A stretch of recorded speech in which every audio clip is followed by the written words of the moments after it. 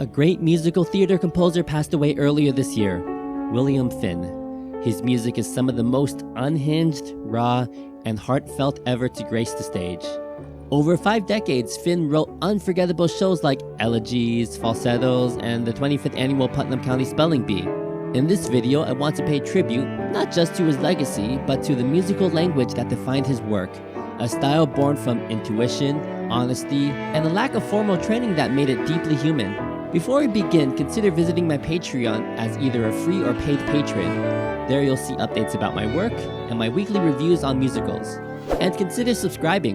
One of my next videos will be a tribute to Charles Strauss, another legendary theater composer who we recently lost. My head doesn't always know why I'm crying, but my soul does.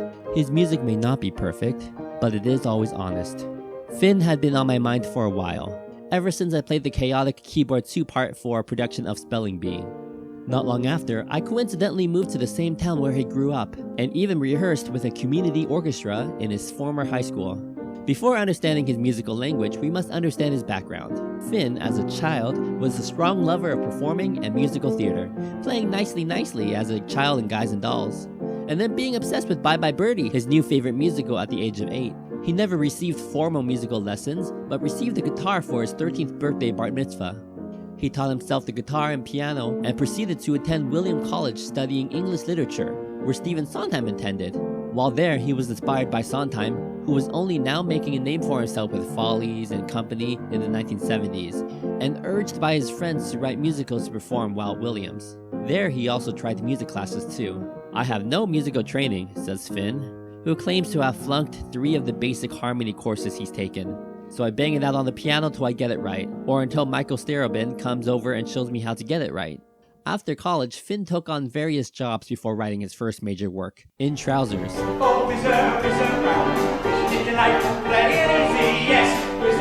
A semi-autobiographical piece about Marvin, a character closely based on Finn himself. The show explored Marvin's coming of age and his sexuality. As it transferred to off-Broadway, he chose to direct instead of perform, but also he permanently damaged his singing voice after catching a bad cold during a performance. It was panned by critics and was so disappointed he almost considered med school. However, this experience allowed him to write his next work, a sequel, March of the Falsettos, and finished up the trilogy with another musical, Falsettoland. March of the Falsettos and Falsettoland would be combined to create the musical Falsettos, which was revived on Broadway in 2016.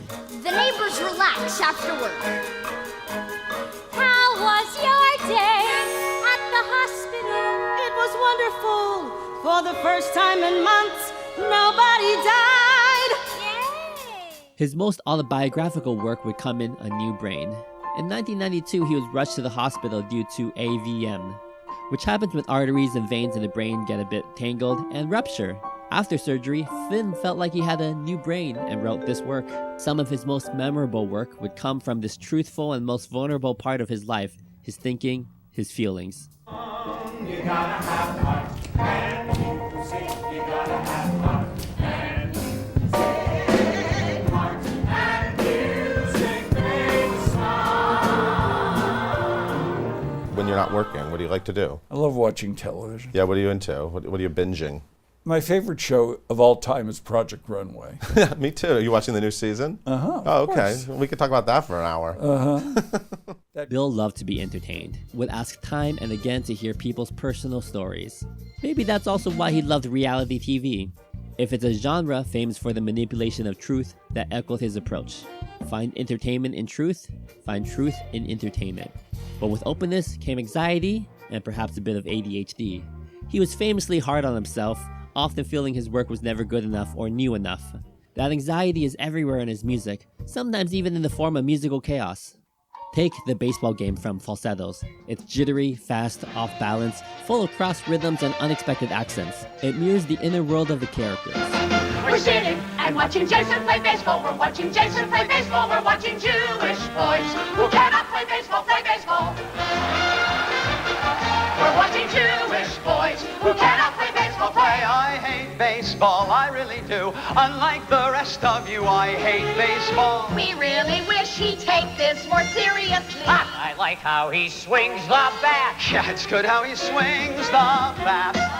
But why does he have to throw like that? I have always said William Finn was a warts and all composer.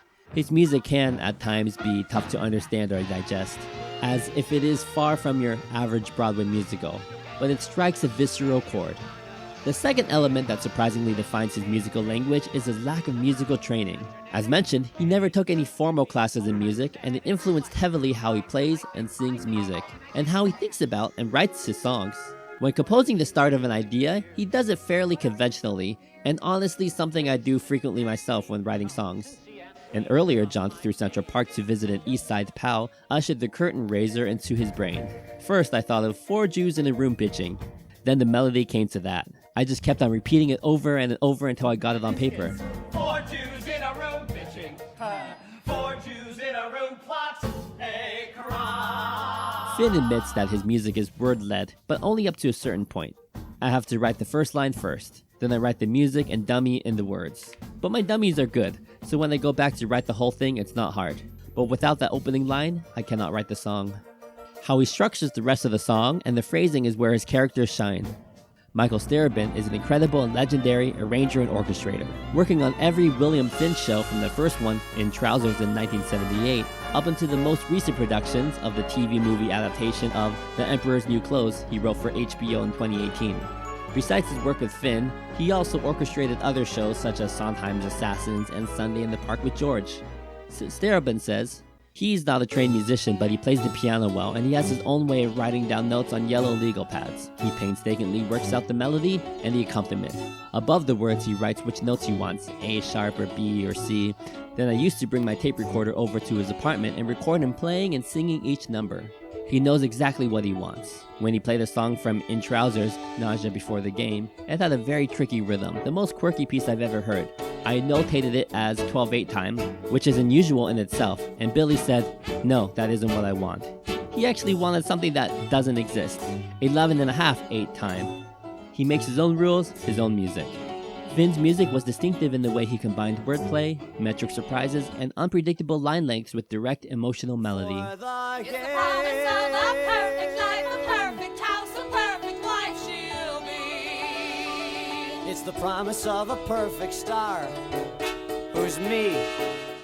Though Falsettos and A New Brain are often cited as his masterpieces, Finn's personal favorite was Elegies, a song cycle written in memory of his friends lost to AIDS, his mother, and the tragedy of 9/11.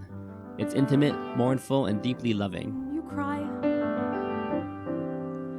anytime you hear a sound, when you're on the grass, lying on the ground, anytime you wash your hands. However, Finn's only financial and commercially successful show was 25th Annual Putnam County Spelling Bee. It is definitely one of my favorites, especially after playing the Keys 2 part.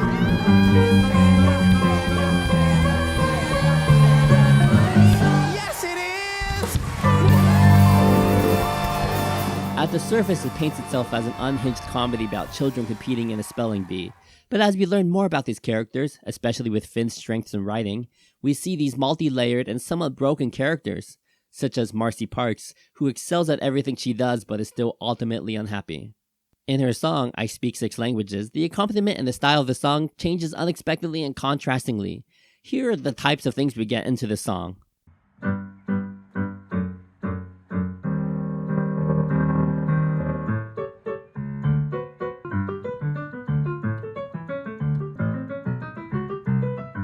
And it changes like every 3 seconds.